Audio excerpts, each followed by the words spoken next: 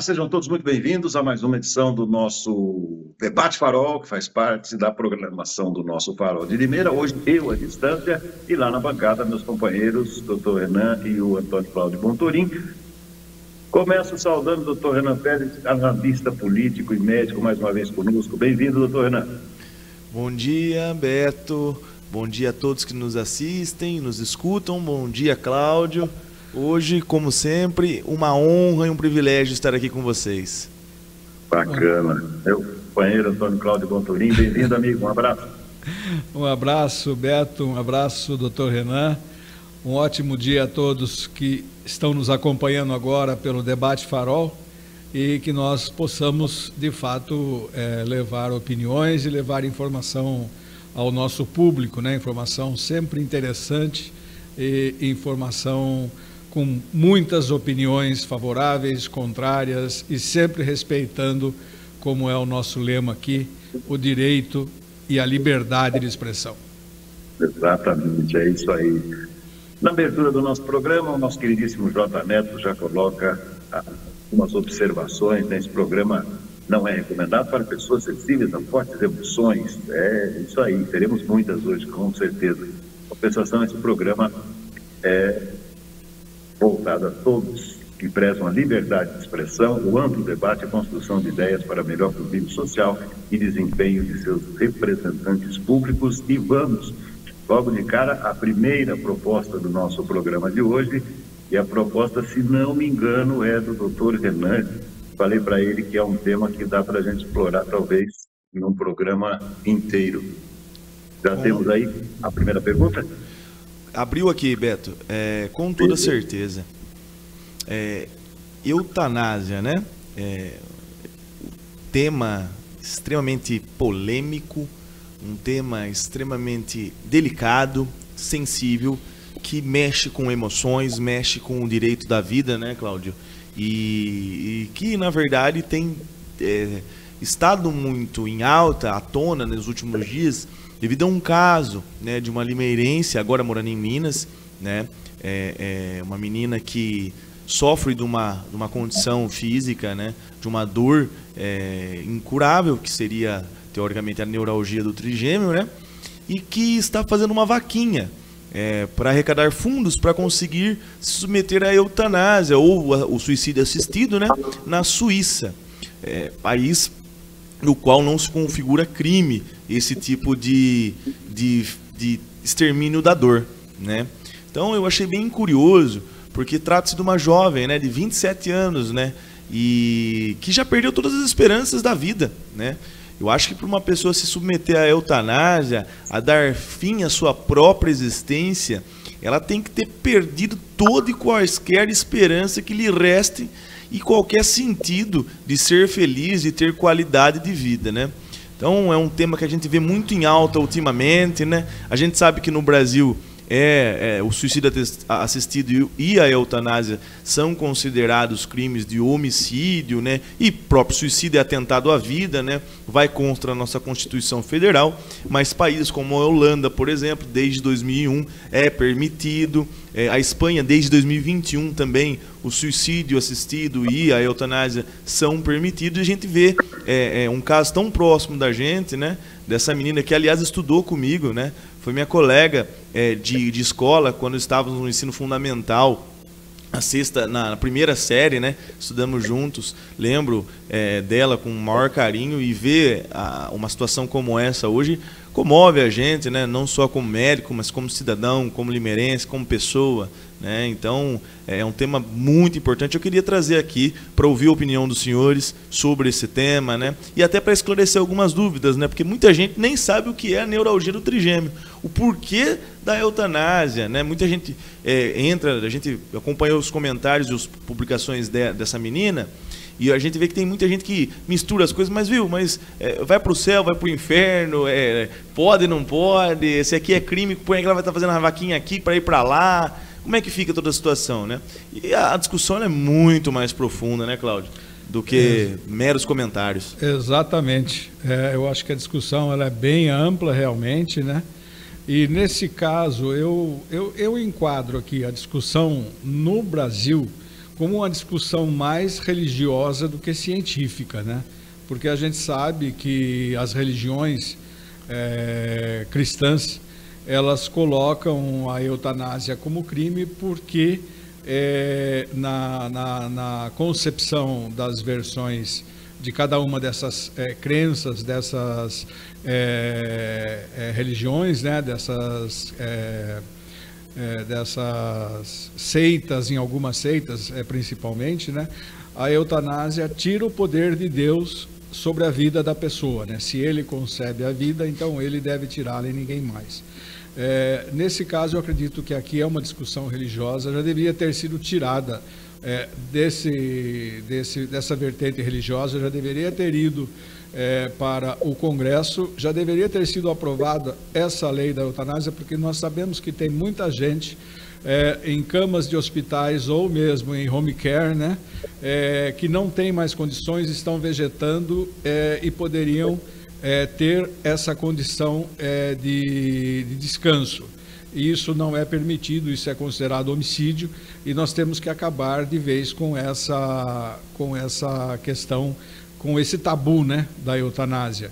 E lembrar que essas pessoas que estão vegetando em seus leitos ou nos home cares da vida, né, nas casas onde tem toda a estrutura hospitalar ou nos hospitais, precisam de um descanso e não conseguem mais, não tem mais como se recuperar.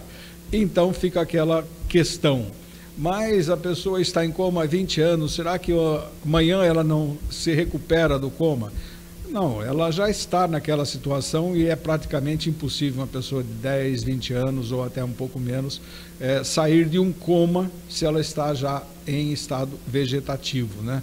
Então eu particularmente sou favorável à liberação da eutanásia em todos os seus sentidos, do suicídio assistido, tal, né? Porque é um direito de cada um. Quando a pessoa sofre, nesse caso, essa jovem, eu acho que ela tem direito a esse descanso. Se a dor é insuportável, como os médicos dizem, né? E o próprio Dr. Renan estava conversando aqui comigo antes da gente entrar no ar sobre esse tema, eu acho que ele poderia explicar um pouco o que é essa neuralgia do trigêmeo, né, para a gente entender o que é essa dor. Mas eu acho que a eutanásia já está na hora dos países e vários países, todos os países que têm esse embate ainda por questões religiosas, ir para o Congresso e aprovar essa legislação de uma vez por todas. Vamos à explicação antes dessa síndrome, doutor, por gentileza? Vamos. Eu ia pedir a palavra justamente agora para poder explicar melhor, né, sobre o que se trata, para a gente ter um pouco mais de embasamento para discutir. Vamos começar pela síndrome neuralgia do trigêmeo, né? É uma síndrome dolorosa, né, que cursa. Na face nós temos a inervação, né, dos músculos da face, nosso sistema sensitivo, todos os neurônios, os pontos de neurônios que temos no nosso rosto. E nós temos pontos de saída no nervo trigêmeo, né? Então, aqui existe um ponto e do outro lado existe outro ponto. O que se trata a neuralgia do trigêmeo? Neuralgia nada mais é do que a dor do nervo. Então, geralmente é causada por compressão do nervo na sua saída. Geralmente por malformação arteriovenosa, a própria malformação da musculatura e da face, que são estruturas musculares que recobrem esse nervo, ou às vezes, em alguns casos, também tumores, né? Malformação de alguns ossículos que temos na face também podem causar essa compressão. É como se fosse uma hérnia, né? Só que na face, num nervo extremamente sensível e que causa uma dor aguda, que não tem gatilho para começar, em maioria, grande parte das vezes, né? Então, na verdade, ela pode começar à noite, de manhã, de tarde, e durante o exercício físico, parado. Qualquer coisa que você faça pode desencadear uma crise, mas existem os fatores de piora, como mastigação, tudo que envolva a própria palpação do local, né? E é uma dor realmente de caráter agudo e sem posição antálgica, sem fator de melhora, que se diz, né? E é uma dor que, dependendo do quadro, né, da causa base, não melhora com nada, nem com medicação, nem com abordagem cirúrgica. Então, é uma situação que prejudica muito a qualidade de vida. Então, essa é a neuralgia do trigêmeo. Não existe só esse caso em Limeira, existem diversos, inúmeros casos, e cada paciente lida da melhor forma. Alguns pacientes conseguem se livrar até da dor, mas não é regra, tá? São algumas exceções. Se livrar da dor. Existem controle, né? Existe o controle, principalmente por conta da medicação. Então, o uso de medicações contínua, algumas abordagens cirúrgicas, procedimentos de descompressão podem aliviar essa dor. O problema é que depois de muitos anos comprimindo, o impulso que chega ao cérebro é como se, mesmo que não exista mais a compressão, ele entende que ali existe uma agressão, ele vai continuar mandando impulsos, dizendo, olha, tá doendo, tá doendo, tá doendo. Então, esse é o grande problema. Essa é a neuralgia do trigêmeo, a doença que acomete esse caso que eu disse. Vamos entrar agora um pouquinho mais no conceito da eutanásia. Existe a eutanásia ativa e a passiva, né? A ativa é quando a pessoa, por vontade própria, diz, olha, eu estou com uma doença incurável ou com uma dor descomunal e eu quero cessar o meu sofrimento. Então ela vai lá com a ajuda de um médico, não sozinha, né? Com a ajuda de um médico, profissionais da saúde capacitados para isso, ela finda ali a sua vida sem dor, de maneira digna, né? Sem sofrimento. E a eutanásia ativa, que seria a tomada de decisão por um terceiro, como o próprio Cláudio bem pontuou mais cedo. Existem senhores acamados que não têm perspectiva de melhora ou cura.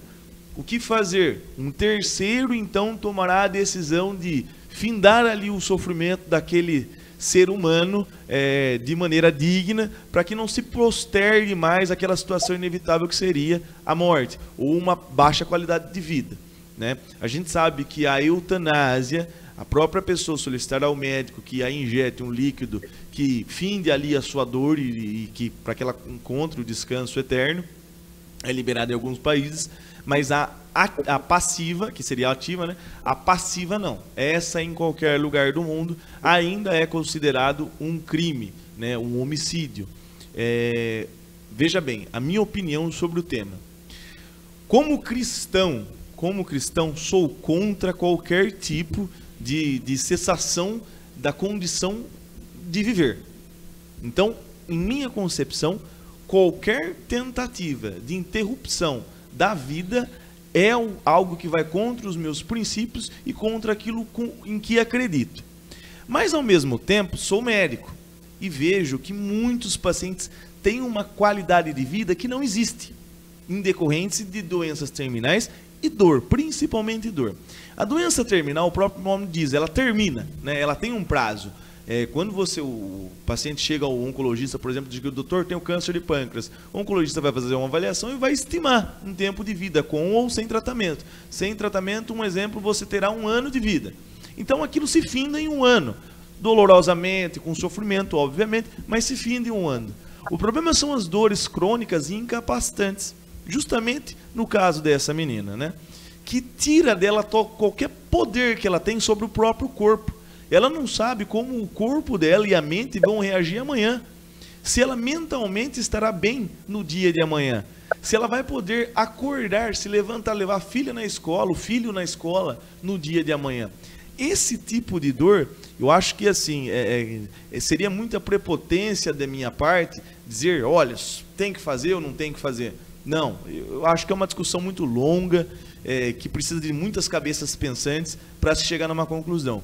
Mas que é realmente desumano ver alguém sofrer tamanha dor como a própria neuralgia do trigêmeo causa, realmente é desumano. É um dilema ético para mim falar sobre esse tema, e justamente por isso eu trouxe, porque ao mesmo tempo que vai contra os meus princípios, o findamento da vida vai contra tudo que acredito, prolongar a dor e o sofrimento sem qualidade de vida. Então, é uma pergunta que eu mesmo não tenho resposta, Beto. Doutor, o senhor é a favor ou contra? Não sei. Não consegui chegar num desfecho, numa conclusão. Acho que preciso de ajuda de outras cabeças para conseguir embasar uma ideia melhor a esse respeito. Eu acho que muito bem explicado aqui essa questão, tanto da ética, né, quanto do profissionalismo e da questão de formação religiosa. Por isso que eu disse que é uma situação realmente mais religiosa do que técnica, né? Mas é a questão desse conflito ético que existe, doutor. Com certeza, Cláudio. É um dilema que eu acho que não sou só eu, muitas pessoas ficam, principalmente a classe da área da saúde, né? Que faz, os médicos, né? A gente faz juramento de Hipócrates, então a gente jura realmente proteger e defender a vida. Muitas religiões, o cristianismo, né, em si, ele defende a vida em todos os seus viés, mas como técnico, às vezes você olha e você se pergunta se realmente aquilo ali é viver, né? Porque muitas vezes aquilo ali que aquela pessoa está vivendo já é um inferno, né? É um inferno na Terra, é um inferno de Dante. Exato. E agora, doutor Roberto, qual é a sua opinião sobre isso? Não, eu estou observando a aula aí que vocês estão me dando. Você sabe, Cláudio e doutor Renan, eu estava me lembrando do caso de uma moça, eu não sei se foi em Minas Gerais, foi no Espírito Santo, uma moça que ela foi vítima de um acidente de trânsito, ela ficou internada por quase 20 anos, né? E ela faleceu recentemente. Deram até um nome para ela, que ela não tinha documentos, e essa moça morreu, permaneceu vários dias, né? À espera de um familiar que pudesse acompanhá-la. Eu fiquei imaginando, né, uma pessoa sem documento, foi atropelada, ficou por 20 anos, o hospital cuidou.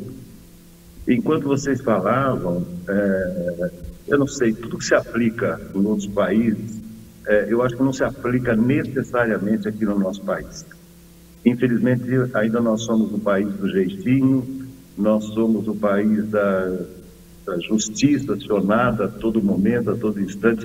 Por um lado, Cláudio, eu concordo com você que a gente deve falar mais sobre esse tema, discutir mais, levar até essa discussão para as casas legislativas.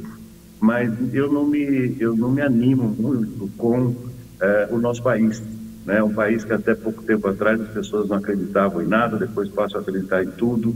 A questão da vacina, Cláudio, que você sabe muito bem, de repente vai aparecer alguém aí com alguma solução, digamos, mágica, e a gente pode estar abreviando a vida de uma pessoa que sofre, sim, mas ela teria direito a uma chance de se curar, de se restabelecer. Eu já passei, né, por momentos, e muitas pessoas, eu acho que talvez a maioria, né? A maioria de nós passa por momentos em que a gente presta auxílio, principalmente aos pais, né? Quando tem limitações, quando tem seus problemas físicos, cognitivos, e eu acho que é um pedaço da vida que a gente tem que passar, superar essas dificuldades. Cláudio também coloca a questão da religiosidade, e a gente discute muito a questão da fé. Muita gente hoje fala em fé. Eu já fui mais, digamos assim, crente, né? Hoje eu estou um pouco mais, não distante, mas um pouco mais desanimado com muitas coisas. Mas eu vejo que se a gente disciplinar isso aqui no nosso país, eu tenho medo que o legislador, ele não seja, não fique ao lado da ciência, ele fique ao lado dos seus dogmas, principalmente, né, Cláudio, nesse momento tão polarizado, tão complexo, a discussão do aborto, quando ela é colocada, você vê a confusão que dá. Então eu acho que a eutanásia deveria sim ser melhor discutida, mas pela ciência e não necessariamente pelos legisladores e pelos religiosos. Eu tenho muito receio, tá bom? O caso dessa moça lá de Minas, o nome dela era, que deram para ela, Clarinha. Ela ficou 20 anos num hospital do Exército, sendo atendido por médicos militares que deram total atenção para ela, esperando sempre aparecer um familiar que não apareceu até o falecimento. Exato. Obrigado, Cláudio. É isso aí. Esse caso aí me vem em mente imediatamente, né? Um caso muito triste. Bom, vamos virar a página, vamos para o segundo tema, que nós temos muito a tratar aqui no nosso debate farol de hoje. E vamos ver agora, eu estou sem talvez aqui a frase, mas eu sei que é do Cláudio, fala sobre globalização ou isolacionismo, Cláudio, é isso? Para onde caminhamos, né? Porque porque depois de uma situação aí que nós começamos a ter o mundo globalizado, né, a partir da final da década de 70, começo da década de 80, né, quando começou a interação, depois com a internet, a interação foi maior ainda, né? Hoje surgem esses grupos, né, que querem fazer do isolacionismo do seu próprio país a condição de melhora de vida do povo. Nós vemos isso com o Trump nos Estados Unidos, né? O American Great Again, né? Nós estávamos vendo isso na França, né? Com as propagandas que a extrema-direita causou. Nós temos o Milei aqui na Argentina, que é um isolacionista, né? Ele procura formar grupinhos de pessoas que pensam como ele, assim como o Bolsonaro foi um isolacionista, tanto que ele teve muito pouco contato com outros mandatários de outros países, né, que pensam muito num nacionalismo exacerbado. Então a questão para onde nós vamos caminhar? Continuaremos a globalização, que é um efeito benéfico para todo o planeta, para todo mundo, porque junta todas as pessoas para a defesa do bem comum.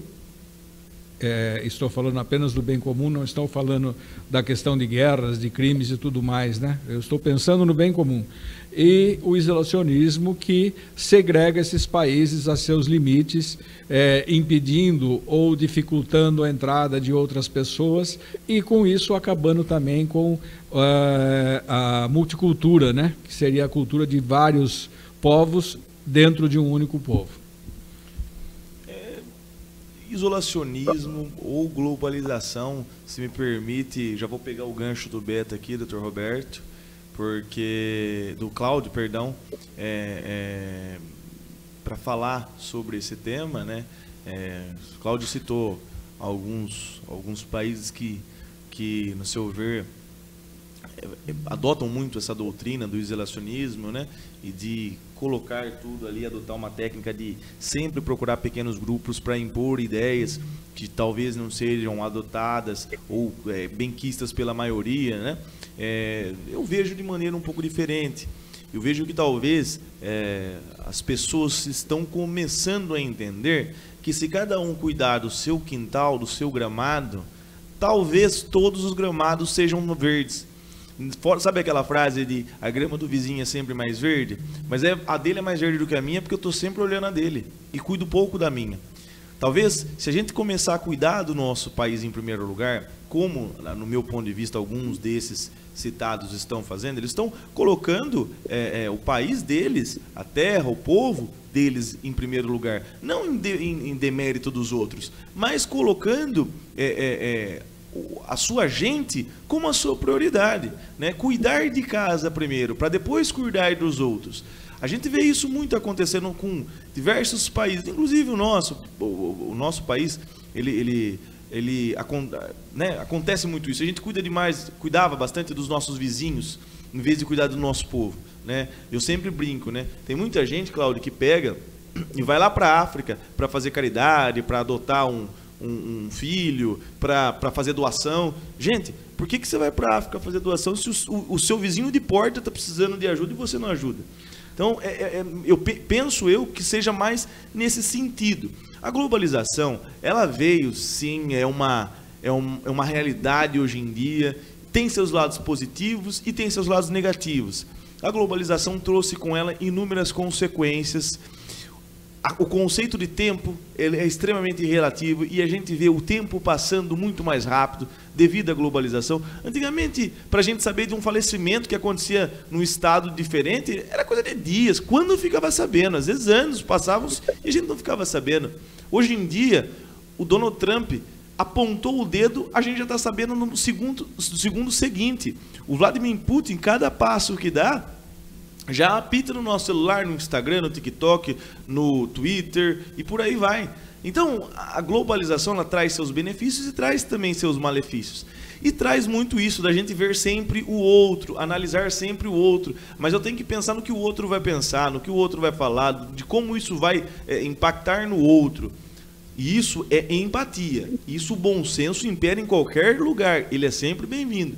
Mas acho que a gente precisa cuidar um pouquinho mais da gente mesmo, da nossa vida, olhar para dentro de casa, deixar um pouco o outro país, o Instagram do outro, a rede social do outro, que o outro vai pensar, de lado, para que assim você seja a prioridade na sua vida. O seu povo, a sua vida, o seu país, a sua pátria tem que ser a sua prioridade. Então eu entendo que não é bem um isolacionismo que vem aumentando. Eu acho que é a própria consciência de que se a gente cuidar mais da gente e menos dos outros, mais felizes seremos. Porque se a gente depende da globalização, a gente vai lá para a guerra da Ucrânia e esquece da nossa cidade, nossa querida e amada Limeira, por exemplo. Pode falar, depois eu complemento. Tá, não, eu queria acrescentar, eu estava me lembrando aqui, eu estava com a Márcia, com o Giovanni, com a Fabiana, nós estávamos exatamente no hotel onde foi criado o Mercosul. Isso foi em Minas Gerais, na cidade de Ouro Preto. Tem uma placa bonita lá, com o nome de todos os presidentes e tal. Cláudio, doutor Renan, nós não conseguimos fazer globalização no Cone Sul. E agora há um debate interessante, né? De se acrescentar no Mercosul países como Bolívia, como Colômbia, eventualmente o Chile. O Chile não pode entrar, e o Chile não entra, sabe por quê? Porque o Chile tem acordos bilaterais com vários países, todo mundo, nos quais, se ele entrar no Mercosul, ele perde esses contratos. Então, aí o que acontece?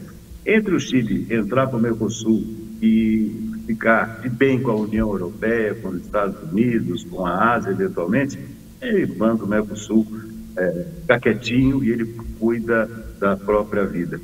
Só para resumir, eu acho que existem diferenças culturais colossais. Aqui na América do Sul, né? Não precisamos ir na Europa, não precisamos ir para a China, para o Japão, para a Ásia de uma maneira geral. Você vê o que acontece nesses países, uma proteção cultural muito grande. E em matéria de globalização, Cláudio e doutor Renan, quem fala mais alto é o dinheiro, é o interesse comercial, são os lobbies dos grandes empresários que ditam as normas da globalização. Eu acho que a imposição cultural nos países ela é sempre muito perigosa e normalmente não dá certo, porque os países têm uma maneira própria de ver o desenvolvimento, principalmente da sociedade. Estou descrente com o nosso país, eu sempre fui descrente, porque aqui é o país onde os privilegiados continuam cada vez mais com privilégios e aqueles que são trabalhadores humildes, são pessoas honestas, são motoristas de aplicativo para sobreviver, né? E existe um abismo colossal entre ricos e pobres no nosso país. Então, para fechar, para amarrar tudo isso aí, a globalização ela está muito mais relacionada, na minha modesta opinião, a interesses comerciais do que propriamente interesses ideológicos. Olha, a questão do isolacionismo que eu tratei aqui é a questão de cada um tentar se fechar de uma forma como uma ostra. E está acontecendo isso em muitos lugares. Não é apenas a questão de cuidar do seu quintal primeiro para depois ver o quintal do outro. É dar o exemplo no seu quintal e também seguir exemplos positivos em outros quintais. Isso que nós temos que entender. A globalização, no meu entender, não é apenas uma globalização comercial de interesse financeiro. Ela é uma globalização que traz junto consigo um desenvolvimento geral, um desenvolvimento de forma também de toda a cultura para que nós assimilemos e para que os outros assimilem, para que não haja brigas, para que não haja discussões, justamente porque nós pensamos diferente de outros países, respeitando cada um a sua cultura. Se nós temos a Bíblia, o islamismo tem o Corão, o judaísmo tem a Torá, então é isso que nós precisamos entender e fazer.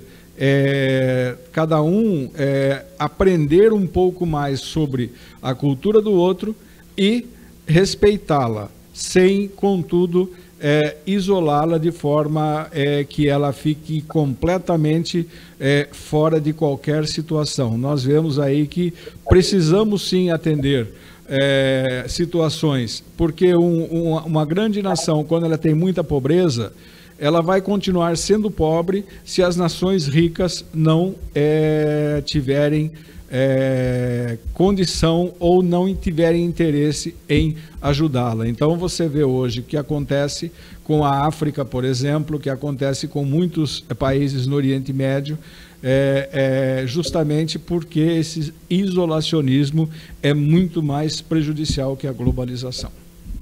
Se o Donald Trump estivesse aqui no meu lugar, que eu poderia olhar para você depois dessa conceitualização, iria dizer assim: você está despedido.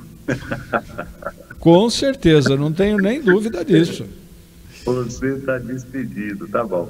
Gente, reta final do programa de hoje, vamos à última pergunta. E a última pergunta é uma proposta que eu faço, muito recente, por sinal, que tem a ver com a carne vermelha, né? Eu pergunto aí se a carne vermelha deve fazer parte da cesta básica. E você sabe que ontem, não me perguntem o que eu estava fazendo, nem por quê, mas houve uma manifestação da Ana Maria Braga, dizendo assim: poxa, que bom, né? Agora a carne passou a fazer parte da cesta básica. Eu falei: só se foi da sua, né, Ana Maria? Porque ela vai falar de proteína, né? E a gente sabe que existem outras formas de proteína. Por que eu estou propondo isso? E eu juro, serei breve nas minhas considerações. O novo imposto de valor agregado, o IVA, estabeleceu alíquotas diferentes para vários produtos, e houve uma polêmica danada, porque o presidente Lula insistia muito para que a carne ficasse de fora, não fosse sobretaxada, e os deputados aprovaram essa medida. Claro, vai ainda para votação no Senado, pode voltar para a Câmara, enfim, tem muitos trâmites ainda. Eu queria chamar a atenção de vocês pelo seguinte: os irmãos Batista, o Joesley e o Wesley, que são proprietários de uma das maiores cadeias produtoras de carne do mundo, têm recebido o prestígio quase que imediato do presidente Lula.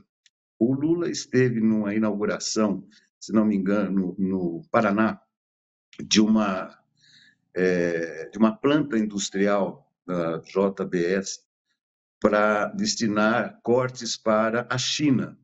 Lula foi lá, aplaudiu, etc. e tal. Recentemente, o Lula também esteve numa inauguração desse mesmo grupo JBS. Eu não quero insinuar, já insinuando, mas por trás do interesse do Lula de colocar o bife ou a picanha na mesa do pobre, como ele gosta de falar, eu vejo uma aproximação do grupo JBS com o presidente Lula, no mínimo estranha. Lembrando que os irmãos Batista, e principalmente o Joesley, foi aquele que gravou o presidente Michel Temer e depois provocou uma confusão na economia brasileira colossal, colocando em risco, inclusive, o próprio mandato do presidente Michel Temer à época. Então, eu queria fazer esse alerta porque muita coisa deve ter passado nessa questão da tarifação que foi aprovada pela Câmara, muitos lobbies certamente envolveram os nossos deputados, mas me preocupa um pouco esse interesse aí do presidente com o grupo JBS, que é um grupo claramente com interesses bem definidos, mas com modos de operação nada republicanos. Deixa eu só, para fazer uma abordagem rápida aqui, né? Na realidade, o projeto que foi aprovado e que tinha vindo do Planalto não zerava o imposto da carne. O Haddad não queria de forma nenhuma zerar o imposto da carne para a cesta básica. Queria que continuasse com o valor que estava, né? Então, quem provocou essa mudança aí foi a bancada do agro, e depois os outros partidos, tanto o partido do Bolsonaro quanto o PL e o PT também embarcaram nessa e votaram favoravelmente a essa regulamentação. Na realidade, é a regulamentação da reforma tributária que já foi aprovada na Câmara, né? E incluiu as carnes, né? A carne vermelha, a carne suína, bovina, peixes e a carne de aves. ficando de fora alguns espécimes, né, como bacalhau, lagosta, entre outros, da área de peixes e das carnes vermelhas também, né?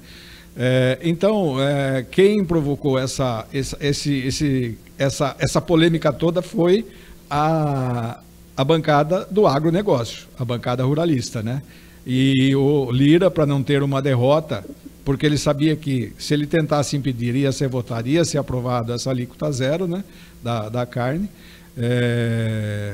ele acabou cedendo e acabou sendo aprovada a regulamentação da reforma tributária, que agora vai para o Senado. Coincidentemente, né, como ele vem fazendo ultimamente e se gaba diariamente de que é o deputado que mais vota contra o Lula, o Miguel Lombardi votou contra a reforma tributária e votou contra a regulamentação, né, dessa reforma tributária. É um dos que votaram contra. Mas foi aprovada, agora vai para o Senado e depois vai para a sanção. O que foi aprovado é a regulamentação daquela reforma que já havia sido aprovada, né, com alguns impostos seletivos, né, como da bebida, cigarros, tentaram colocar armas, mas a armas saiu fora, ficou na alíquota normal, e o imposto do pecado, né, que foi agregado, que é o imposto de jogos e de alguns outros produtos, como o carro elétrico, por exemplo, que está nesse imposto do pecado. Agora, o interesse do Lula pela JBS, isso é uma amizade antiga já, né? Os irmãos batistas tentaram, de fato, conseguiram desestabilizar o governo Michel Temer, que só não foi empichado porque ele tinha o apoio praticamente das todas as bancadas, menos do PT, lá dentro do Congresso, né? Eu tenho uma frase só para dizer sobre essa aliança entre o atual presidente do Brasil, Luiz Inácio Lula da Silva, e os irmãos Batista, né? Reproduzir o vídeo do Alckmin, né? Então, o ladrão sempre volta, né, para olhar novamente se a casa está limpa, né? Volta à cena do crime. Então, essa história vai se repetir novamente. É uma insatisfação muito grande ver novamente o que nós vimos alguns anos atrás se repetir, né? Justamente com as mesmas pessoas, os mesmos personagens. A novela só foi reescrita um pouquinho mais para frente. Então, de informação nova a acrescentar, eu não tenho nenhuma, mesmo que o Cláudio disse sobre a PL. Realmente, o PL foi um dos partidos que votou a favor dessa regulamentação, realmente, o partido do atual presidente Jair Messias Bolsonaro, né, e realmente foi regulamentado, e agora sim vai ter essa alíquota zero sobre a carne, para que as pessoas que não ganham os exorbitantes salários, como os ministros, deputados, presidentes, governadores e tudo mais, né, tenham também a oportunidade de ter de vez em quando a carne vermelha na mesa, que a gente sabe que isso não é a realidade da maioria dos brasileiros, que a realidade dos brasileiros hoje em dia é arroz e salsicha muitas vezes, né, que é o que tem, o que sobra o dinheiro para comprar. Mas a questão da amizade dos irmãos Batista com o atual presidente Lula como diz um amigo meu, é rolo. Eu só não gosto desse termo do ladrão volta à cena do crime. Eu acho que esse termo ladrão é complicado. A gente não pode enquadrar esse tipo de coisa, né? De chamar o Lula ou o JBS ou de ladrão. Eu acho que a gente tem que fazer as críticas, mas às vezes tem que tomar cuidado na palavra que usa, né? Porque senão a situação fica muito estranha, né? Mas é assim mesmo. O poder e o lobby é muito grande nesse sentido, né? A maioria do PL votou contra o projeto. Só os deputados que entenderam que poderiam que entenderam o benefício da medida, né, de zerar a alíquota da carne, votaram a favor, e como eu disse, o nosso deputado votou contra, né? Agora é regulamentar esse projeto e ver o que vai dar. Se o Senado fizer alguma mudança, volta para a Câmara de novo. É esse périplo que a gente faz direto, né? Eu acho que é uma situação muito cômoda lá dentro do Congresso Nacional. Para a gente que assiste aqui de fora, é muito estranha, né? A gente não entende muito bem toda essa polêmica que causa. Perfeito. Chegamos ao final. Só uma rápida observação, assim como fazem alguns jornalistas, eu não gosto muito desse nome, imposto do pecado. Pelo seguinte, imposto do pecado taxa hábitos, produtos e serviços que são acessíveis à população. Você não pode chamar de pecado um sujeito que tome uma cerveja, porque senão daí tem muita gente, inclusive lá no Planalto, que seria um pecador consumado, né? Eu não gosto muito desse nome, eu prefiro usar imposto seletivo. E pecador sofisticado, hein? Pecador de colarinho branco. Não é só cervejinha, não, é bebidas sofisticadas, né? Não, é só para registrar. Eu não gosto muito desse nome, não, porque eles criam, né? Chavões aí, inadequados para nomear determinadas atitudes. Tá bom. Gente, passando a hora aqui, mais uma vez, doutor Renan, muitíssimo obrigado pela contribuição. Prazer é todo meu. Até semana que vem, Beto. Até semana que vem, Cláudio. Até a semana que vem, um grande abraço, uma ótima sexta-feira a todos, né? E para nós até segunda-feira no Farol novamente, né, Beto? Até segunda no Farol. Finalzinho do nosso programa, a observação, né? E a democracia não é apenas uma conquista social, mas uma forma de acreditarmos em justiça e igualdade diariamente. A todos, o nosso muito obrigado. Segunda-feira estarei de volta ao vivo no Farol de Limeira, às 10. Até lá.